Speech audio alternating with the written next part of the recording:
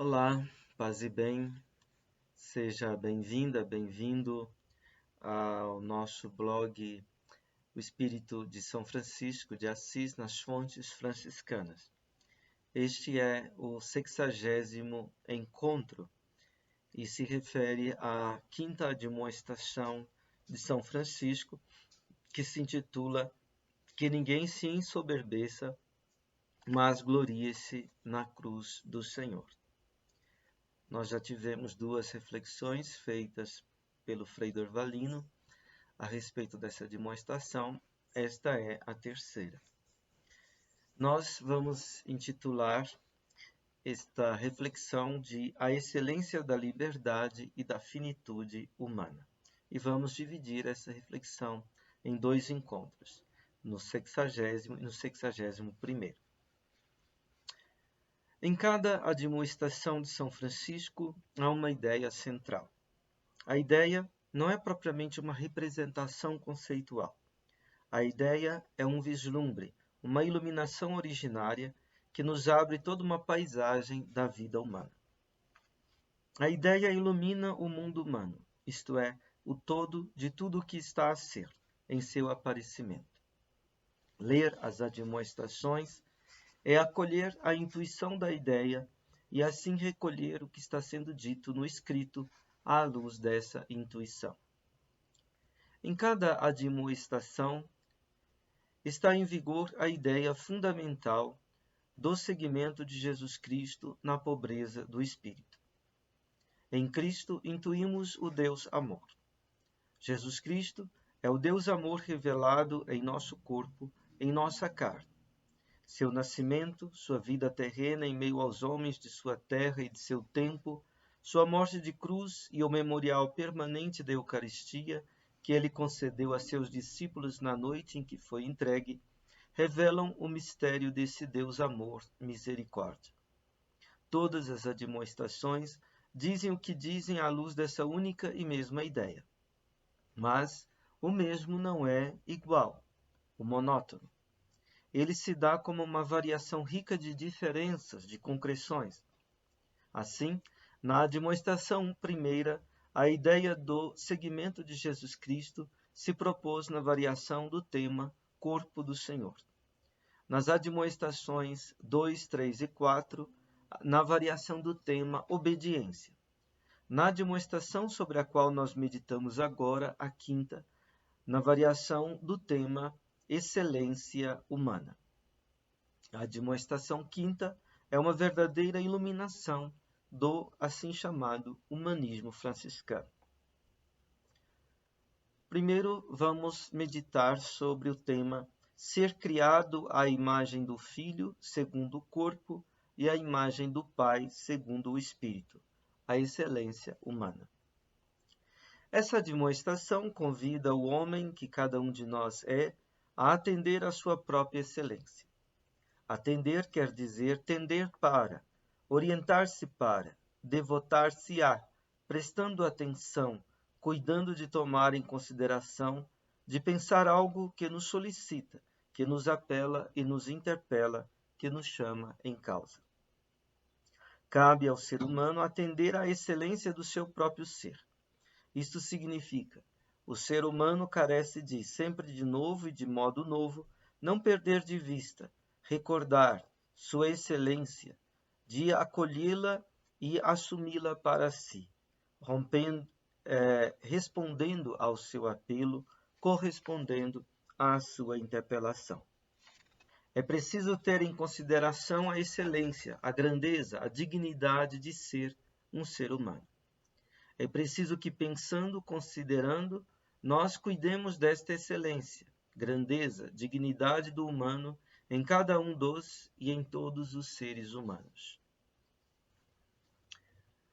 O homem, um ser excelso. Entretanto, em que consiste a excelência humana, segundo São Francisco? Excelência significa o caráter de ser daquilo que excele, isto é, eleva-se sobremaneira, excede, ultrapassa, sobressai. O ser humano é, no todo de tudo aquilo que é, um ser distinto, notável, eminente, excelso. Mas, Qual a prerrogativa que lhe dá esta distinção? São Francisco vê esta prerrogativa no modo como o ser humano foi posto no todo de toda a criação, de todas as criaturas e de toda a história. O ser humano tem uma posição notável no universo. Por quê? O seráfico pai responde: porque o Senhor Deus criou e formou o ser humano à imagem de seu Filho dileto segundo o corpo e à semelhança segundo o Espírito. O Deus amor, o Deus misericórdia, criou o ser humano, isto é, do nada deu-lhe o ser, o existir, e o formou, isto é, determinou-lhe a essência com muito cuidado. Este ato criador e formador de Deus, sendo único, se renova sempre de novo em cada novo ser humano, que é gerado e que vem à luz, aparecendo e comparecendo no mundo junto das coisas, na convivência com os outros. Cada indivíduo humano é singular. É uma palavra da vida, que é Deus, que nunca se repete. Deus cria cada ser humano nesta singularidade, distinto de todos os demais, mas ao mesmo tempo realizando a mesma forma ou essência, o mesmo modo de ser, e todos são iguais neste ser, na sua grandeza, dignidade, excelência. Por isso, a individuação de cada indivíduo humano é dádiva e tarefa de uma singularização, mas ao mesmo tempo de uma universalização, isto é, de, em abertura para e em comunhão com os outros seres humanos, assumir o mesmo ser como dádiva e como tarefa de responsabilização. Cada ser humano carece de acolher o dom de ser ser humano e de se responsabilizar por este dom, no cuidado dele, em comunhão com os outros seres humanos. A humanização do ser humano depende a cada vez de como ele assume sua criaturalidade, o seu não ser fundamento do ser de si mesmo, o seu ter recebido o ser como uma dádiva e como uma tarefa de cuidado e de responsabilização. Ser criatura é um traço fundamental do nosso ser. Criaturalidade não quer dizer apenas a característica do que foi criado um dia. Criaturalidade quer dizer o traço, o caráter de ser do que permanece sendo sempre um nada a partir de si mesmo, e sendo o que essencialmente é, o que essencialmente pode ser a partir de outro. Este outro é o doador de seu ser, o Criador, o Senhor Deus, na linguagem de São Francisco. Os medievais diriam que o homem é um ens creatum, um ente criado, uma criatura. Todavia, a criação não é um fato entre outros fatos. Criação, para Francisco, é um atuar, um operar permanente de Deus no ser dos seres. Este ser dos seres criados é contingente, isto é, não necessário. Se está sendo, poderia não ter sido. O ser lhes é dado pela vontade livre do Criador, pela sua bondade superabundante, absolutamente gratuita. Se são, não é por uma necessidade divina que as criaturas são. É por uma gratuidade da originária liberdade divina. O Criador é transcendente e absoluto. É livre em sua absoluteza. É absoluto em sua liberdade.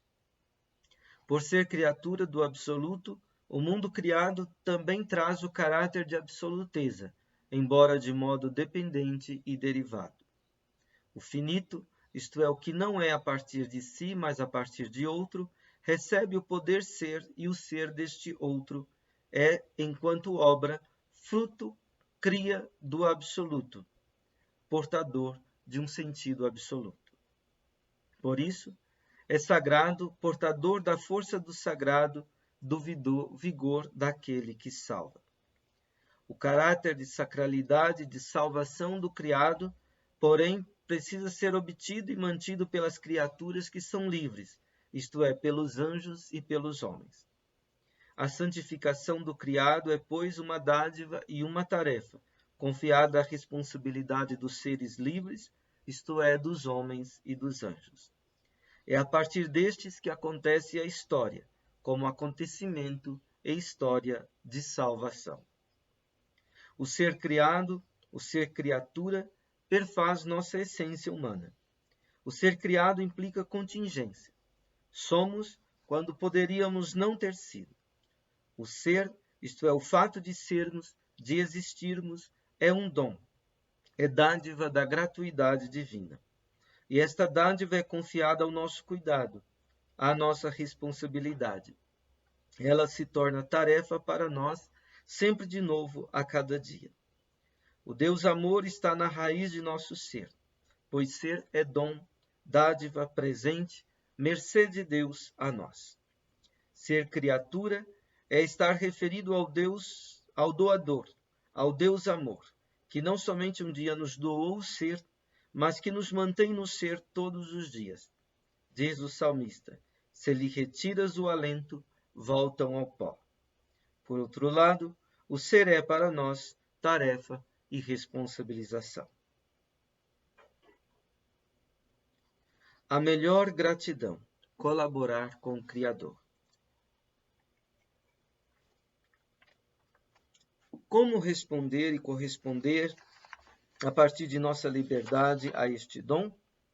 Qual a atitude que nós, seres humanos, precisamos ter, então, face a esta dádiva de ser? A atitude fundamental em relação ao ser criado que nos perfaz é para São Francisco a da gratidão.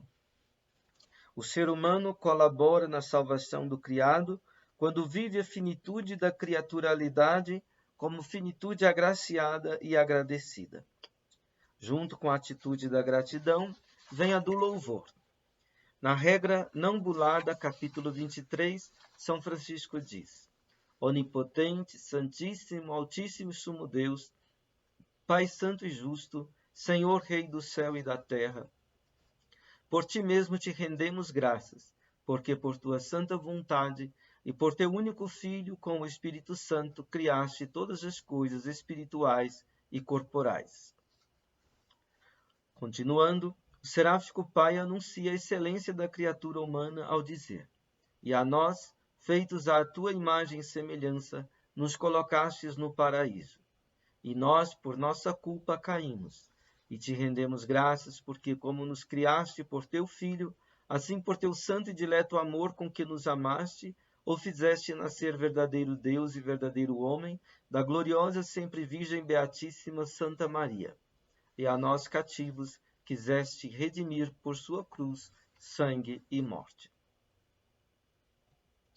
Na visão de São Francisco, o ser humano é criado pelo Pai, através do Filho, com o Espírito Santo.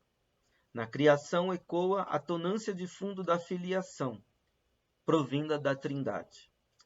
Criaturalidade significa participação gratuita no ser, recepção da doação da comunhão com aquele em que se dá propriamente, originariamente, absolutamente o ser. O Deus unitrino, Pai, Filho e Espírito Santo. A criação se dá através do Filho. A criação é, de certo modo, participação na filiação divina. A criação toa a partir da entoação da geração do Filho. No ser humano, se dá de um modo excelente a participação e a comunhão de filhos no Filho. A criação é a repercussão da percussão da geração divina, da filiação divina. A obra da criação entoa a toada universal da bondade difusiva do Pai, Filho e Espírito Santo a partir do tom da filiação divina. Todas as criaturas são irmãs, são filhos no Filho, têm a sua origem no Pai e recebem o seu vigor do Espírito Santo. Este mistério transparece com muita clareza e vigor na celebração do sacramento da Eucaristia.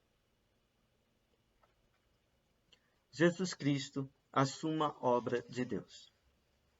A encarnação da pessoa divina do Filho, isto é, a sua união com a natureza humana, o seu tornar-se carne, corpo, seu vir a ser um ser humano singular, finito, manifesta o sentido da criação. Revela o desígnio do Pai de se dizer no seu Filho encarnado, de se comunicar às criaturas todas nele. Jesus Cristo é a palavra criadora de Deus. É, na história, o sim a priori e definitivo de Deus à criação, e de um modo específico e bem próprio ao ser humano. Em toda a realidade, na natureza, na história, está desenhado em filigrana o rosto do Filho encarnado, que se manifestou claramente na pessoa histórica de Jesus de Nazaré. No dizer do teólogo franciscano João Duns Scotus, esta é o summum opus Dei, a suma obra de Deus, a perfeição da operação da bondade difusiva do Deus unitrino, Pai, Filho, Espírito Santo. Este ser humano é o primogênito de todas as criaturas. Ele é o primeiro intencionado na criação divina. Ao unir-se com a natureza humana, ele se une com todos os seres do universo, uma vez que o humano é o microcosmo, isto é aquele ente capaz de receber e realizar em si a convergência de todos os modos de ser dos seres do universo. Em Jesus de Nazaré se revela o primeiro amante da criação, o Filho primeiro, o parceiro, o companheiro primeiro de Deus na obra das coisas criadas. Todos os seres são chamados a serem participantes na sua filiação, comungantes nela. Mas o ser humano de um modo excelente. Com efeito, o Filho encarnado é, como dizia Frei Harada, o exemplar, o arquétipo, a ideia de homem. Por isso, na visão de Francisco, seguir Jesus Cristo é o sumo da humanização, ou seja, da realização da identidade humana. São Francisco diz que o ser humano foi criado e formado à imagem do dileto Filho do Pai, segundo o corpo, e à semelhança do mesmo Pai, segundo o Espírito. Segundo o corpo, pode ser interpretado como segundo a imanência da existência. Segundo o Espírito, por sua vez, como segundo a transcendência da existência. O ser humano existe e brilha na medida em que se insere, se engaja na imanência da comunhão com a terra e com os seres da terra, isto é, os elementos, terra, água, ar, fogo, os minerais, os vegetais, os animais. Ele existe na medida em que, com os outros seres humanos, compartilha de um mesmo mundo ambiente e de um mesmo mundo compartilhado da convivência. Ele existe trazendo consigo a cada vez seu próprio mundo pessoal e realizando-se com os mundos pessoais dos outros. Ele existe habitando a terra, sob o céu, recebendo as influências do clima, da atmosfera, da lua, do sol, dos astros. Em certo sentido, ele nasce da terra.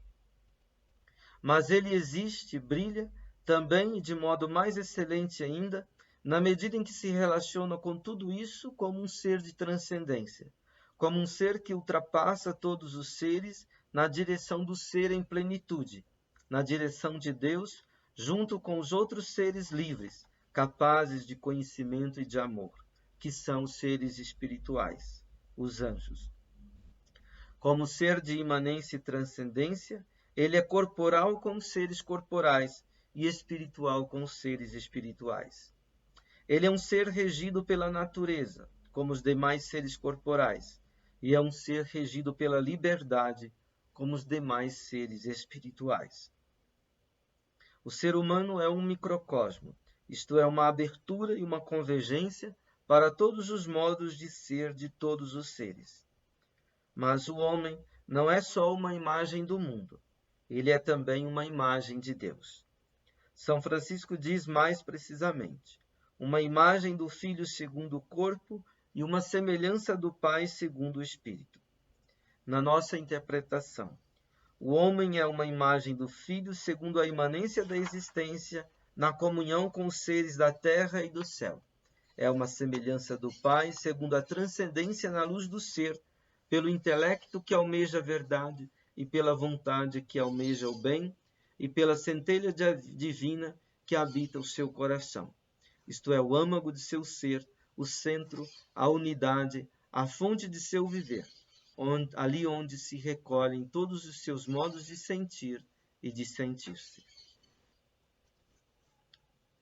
Esta reflexão deste 60º encontro nós daremos continuidade no 61º encontro.